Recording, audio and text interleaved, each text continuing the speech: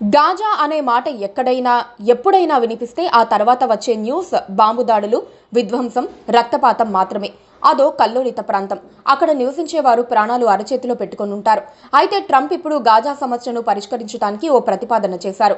గాజాను శాశ్వత లేదా దీర్ఘకాలిక ప్రాతిపదికపై స్వాధీనం చేసుకుంటామని ఇజ్రాయెల్ ప్రధాని నెతాన్యాహు పక్కన కూర్చొని ఉండగానే ప్రకటించారు.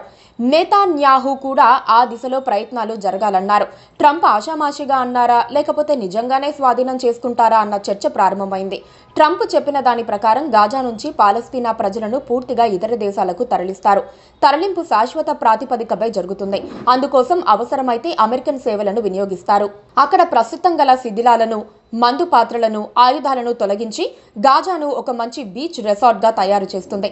అక్కడ మంచి వినోద విహారాలతో పాటు చాలా ఉపాధి అవకాశాలు కూడా లభిస్తాయి. పాలస్తీనియన్లు కోరుకున్న పక్షంలో ఇతరులతో పాటు వారు కూడా కొందరుండి పనులు చేసుకోవచ్చు.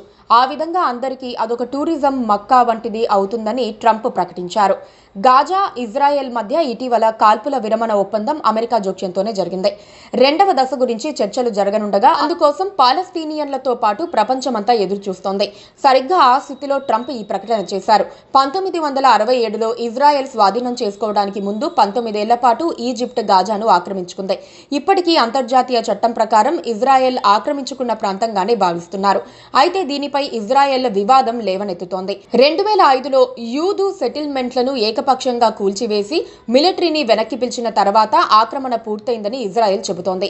ఐక్యరాజ్య సమితి సభ్యత్వ దేశాల్లో 3వ వంతు గాజాను స్వతంత్ర పాలస్తీనాలో భాగంగా గుర్తించినప్పటికీ అమెరికా మాత్రం అంగీకరించలేదు.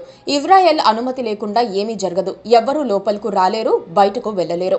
అమెరికా గ్రీన్లాండ్ లేదా పనామా కాలువను స్వాధీనం చేసుకుంటుందని చెప్పినట్టుగానే ట్రంప్ నిజంగానే గాజా స్వాధీనం గురించి మాట్లాడారా లేక గాజా భవిష్యత్తుపై చర్చలు ప్రారంభం కావటానికి ముందు తమ బేరసారాల సామర్థ్యాన్ని పెంచుకోవడానికి అలాంటి వ్యాఖ్యలు చేశారా అన్న దానిపై స్పష్టత లేదు.